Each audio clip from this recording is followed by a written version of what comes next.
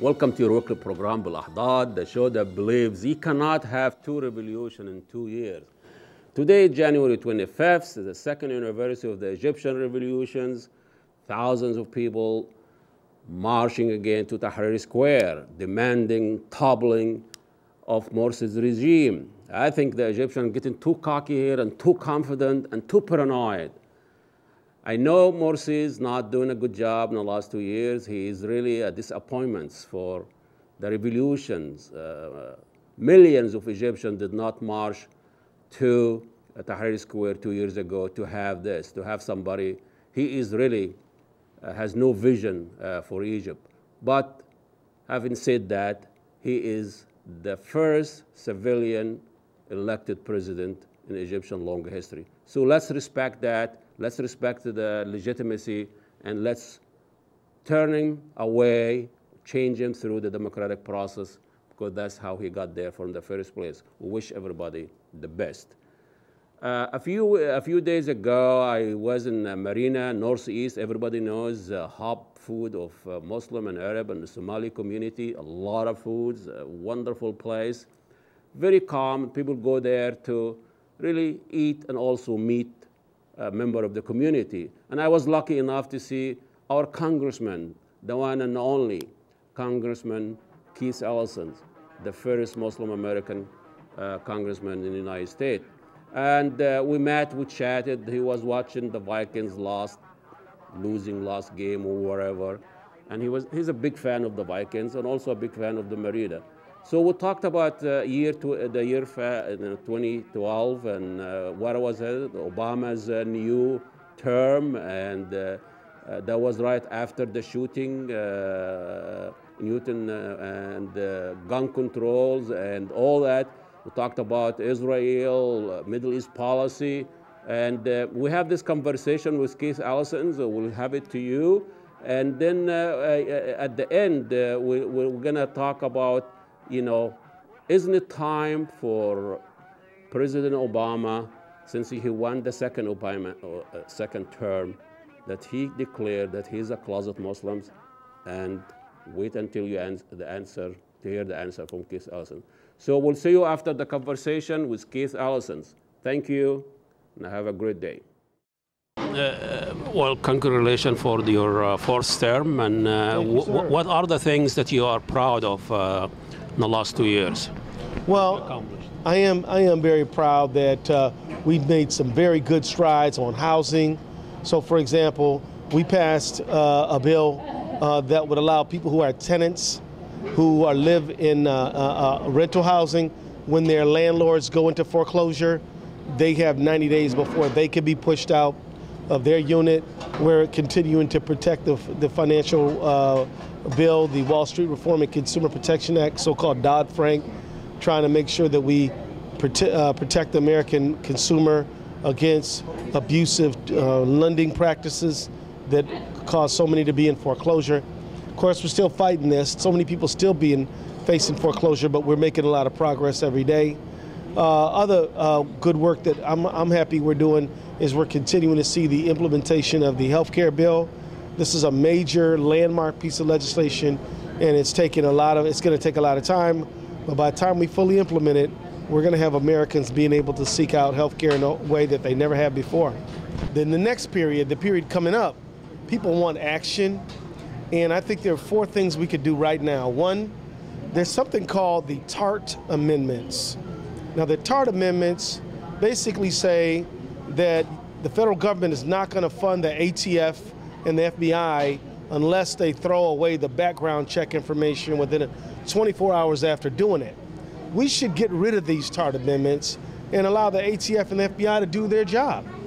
This is the kind of thing that we need to do. 2, we need to close the loophole as relates to gun shows. You can go to a gun show, buy any kind of gun you want, and avoid a background check. 3, we need to have background checks on anybody who buys a gun. And then 4th, we need to get rid of these gun show, we need to make sure that we get rid of these high capacity clips and magazines. Certain type of... these things that allow you to shoot a lot of buttons. These are 4 things we could do right away that would improve things a lot. So you haven't even addressed the Second Amendment. Is this still intact? Oh, well, the Second Amendment is stronger than ever. I mean, the problem is we literally have people who want to extend and increase gun availability.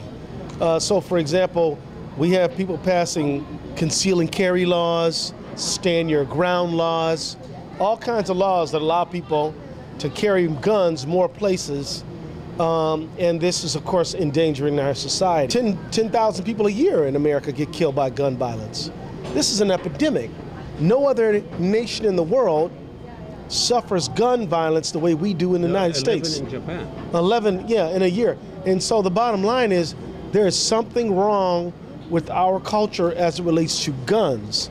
And we've got to stand up and do something about it. And when it's not mass shootings like this tragedy in Connecticut, it's one-on-one shootings. You know, it's like, you know, incident, you hear it in the news every day. So-and-so shot here, so-and-so shot there. Other countries think this is outrageous. Well, post 9/11, you know, Homeland Security, a lot of industry was built to counter terrorism and violence, and billions of dollars was spent. And nothing really scared the heck out of the American people about danger is not even there. Do you see there must be like a commitment, a national commitment from, it's the same as a national commitment to counter terrorism. Why can't we do the same thing with something is already happening? You said 10,000 people get shot every day, every year. So, well, yeah, we need a national commitment. I can tell you I have that commitment. Several people in Congress also have that commitment. But we're fighting against the National Rifle Association, the NRA, which is a very well-funded lobby that tries to intimidate members of Congress. And these people, their biggest goal is to make sure that they spread more guns, where our goal needs to be that we protect the public.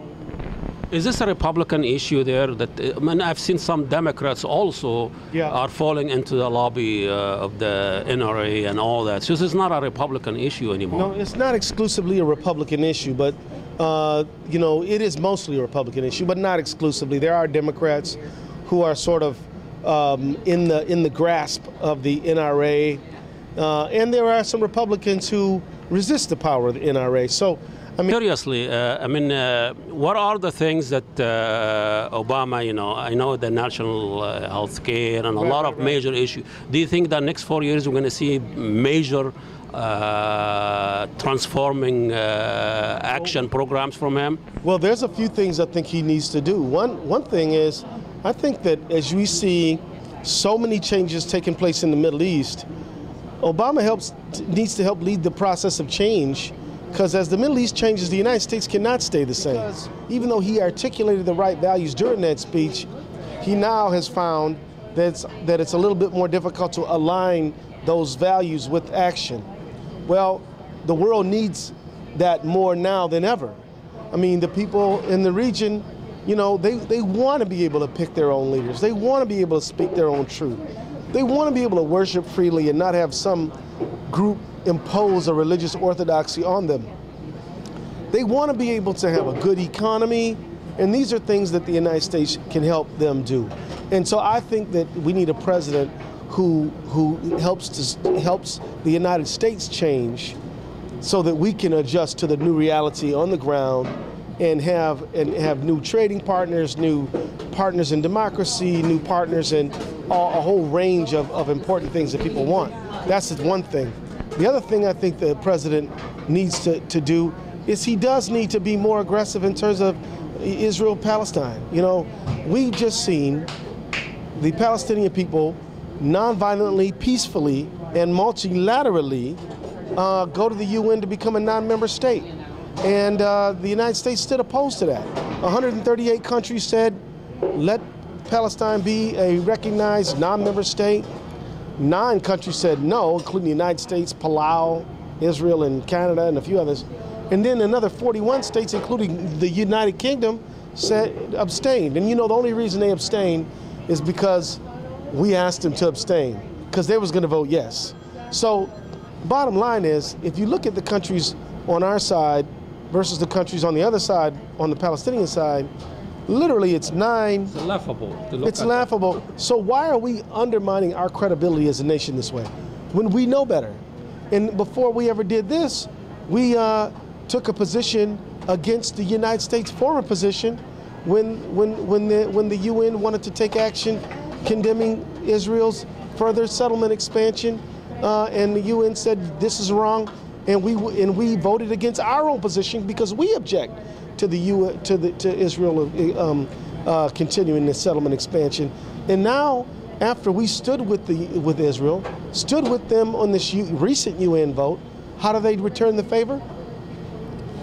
They say they're going to build an E1. What is E1? E1 is that region that would basically cut Palestine north and south. So at the end of the day, look, Israel is an ally of the United States. That's not going to change. Yeah. But at the end, we can still try to be fair and still try to get our ally to observe international law and do what's in its own long-term interest, which is to bring peace and security to itself and the Palestinian people. Well, it's still puzzling for a lot of Egyptians. These are the things that I think Obama should do. And let me tell you, a lot of Israelis don't like the settlement expansion. A lot of Americans don't like it. A lot of American Jews don't like it. And yet we just let Netanyahu lead us around. So why do you think that? I think that Obama tried to make progress in this area, ran into some resistance, and then felt he didn't get any support when he stuck his neck out. So he just said, well, I'm not sticking my neck out anymore. And he sort of just cynically, I think, has abandoned the issue. But I think that if he wants to be a great president, not just an ordinary president, but I'm talking about Lincoln, Roosevelt, great president, I think that he needs to step up and be a leader in this area. And that's also probably for the benefit of Israel, because where are they going to go with all this revolution Arab Spring around them? Absolutely. And you know, the Arab countries offered to say, for full withdrawal to 67 borders, full recognition. This is a good thing. We have never even taken it up. We haven't even tried to negotiate it. We haven't tried to do anything with it. The Netanyahu government has completely ignored it, and the United States has allowed them to do that. So in my opinion, Obama could do a lot of good for everyone in the region, Israelis, Arabs, Israelis, Palestinians, everyone, if he led on this issue. And I think Americans too. Yeah, and the Americans, without a doubt. Michelle Bachmann was accusing that the Brotherhood, Muslim Brotherhood, penetrating the Ikhwan Muslimin, penetrating our federal government. Right. And Ikhwan Muslimin was at some point a terrorist organization, according to the State Department. Now, Obama. I don't think so. No, I know. I haven't seen that, but it wasn't that close. The State Department has never identified the Brotherhood as a terrorist organization. Now we are. Obama is perceived. Oh, by the way, an American reporter in Cairo went to the Muslim Brotherhood office and asked them, "Have you guys infiltrated the U.S. government?" Yeah. And they said, "We haven't even infiltrated the Egyptian government." I love that. And so, you know, this is an absurd, ridiculous thing.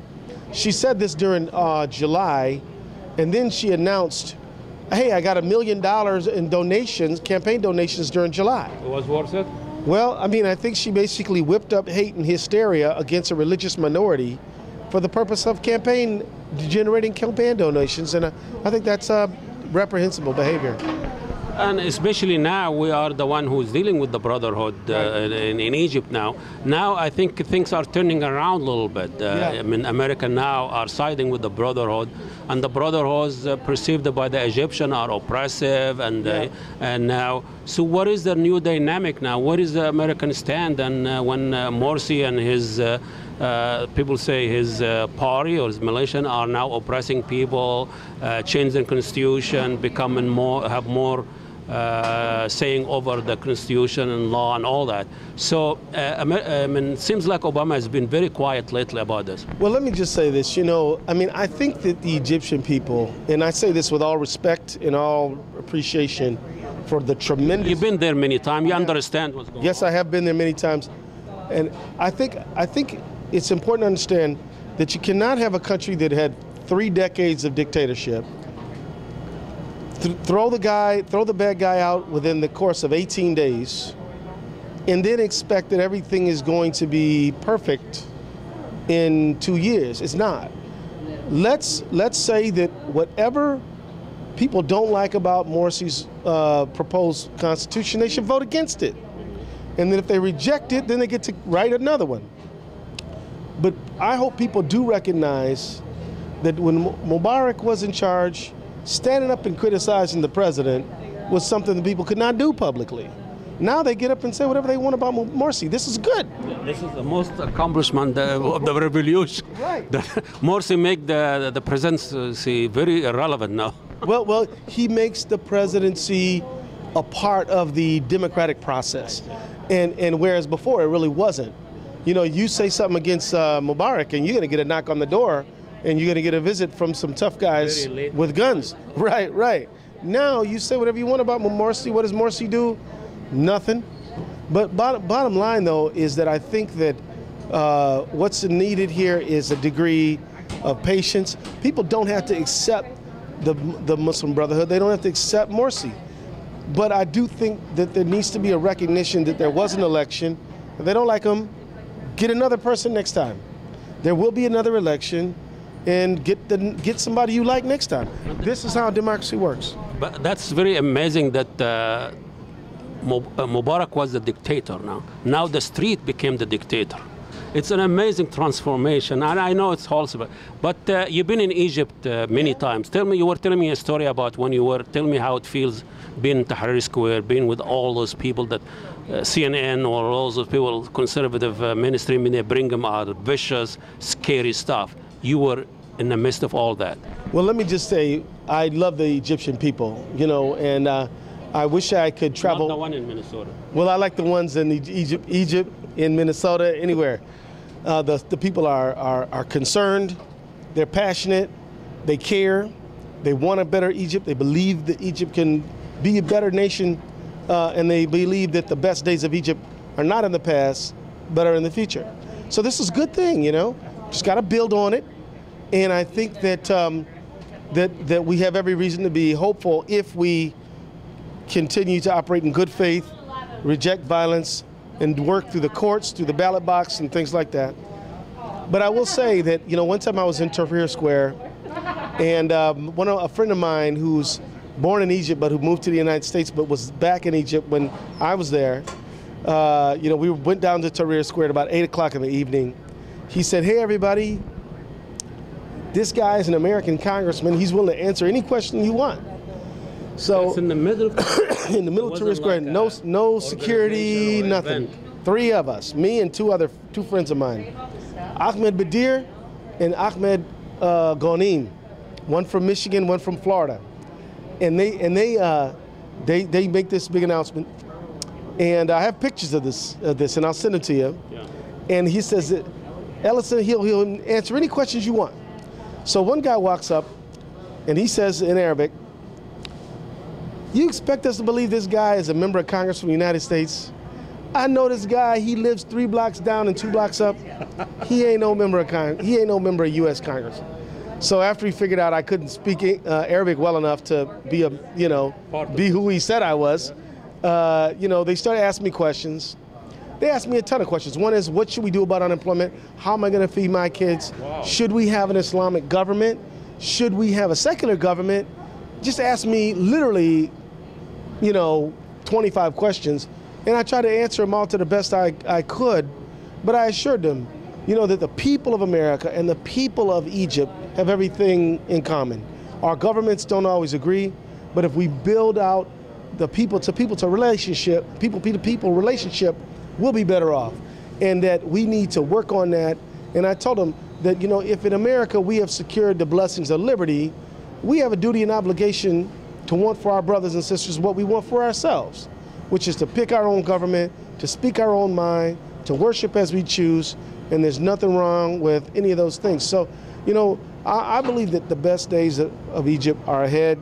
I believe that Egyptians believe that, but I believe that they've been pent up so long that, you know, that this passion is going to flow for a while, you know. And I just pray that the people just remember that whatever you want Egypt to be, you can make it be that, but you got to do it peacefully. You got to do it through the ballot box. You got to do it through the courts, and leave them guns and those bombs, leave them alone, because they're not going to help. I mean, I can imagine the reaction of those people who already toppled the biggest dictator in Arab years, and how they feel about what you just tell them, you know, believe in the ballot box. I mean, these are revolutionary, and this is Tahrir. Well, you know what? I didn't have anybody protecting me, but they all kind of just agreed. They all told me that, you know, some agreed, some disagreed, but they did it in a way that I felt respected. I also gave a speech at the medical syndicate to a full house, and it was packed, and only one person stood up and said, "America is a terrorist, America's bad, America's bad." And I just sat back in my chair and I said, "Well, sir, this is your opinion. I respect your right to express your opinion, but at the end of the day, I'm just one member of Congress sharing with you my prayer for your success." And you know what? People clapped. Really? To me, yeah. I was treated with tremendous respect, and again, you know, there was nobody protecting me. There was no guards around me, and I wouldn't have them because there is no guards. Yeah. Egypt without security for almost 2 years now. Yeah. But my security was the goodwill of the people, you know. But I keep my eyes on these issues carefully, and I just say to Egyptian Americans, you know, you may. You know, you're an American citizen, you know, now, but your heart is still in Egypt. This is fine. This is a very American thing. You know, Irish Americans care about violence in Ireland, right? Yeah. And Jewish Americans care about Israel, and Polish Americans care about Poland. There's nothing wrong with this. I say that if you are an Arab American, Egyptian American, then you got to be involved in your American government to help shape it so that it can be responsive, so we can have a good Egyptian-American relationship. You know, I say to my friends who are from the Egyptian-American community, be a part of helping to build a constructive, good relationship between the United States and Egypt. Now, President Obama winning another term, 4 years. Sure. Isn't it the time for him to declare that he is a closet Muslim? Yeah, I think that's about time. No. Well, that was Keith Allison. He's been serving the 5th District since 2007. Great guy, has a lot of challenge, and people from the right and Michelle Bachmann launching a crusade against him, but he's staying tall and serving the community. And he just won another term, and we wish him well for the next two years. And he is good for the 5th District, and he's good for Minneapolis. So this is Belahdan. My name is Ahmad Tharwat. We'll see you next week. Assalamu alaikum, and God bless you all.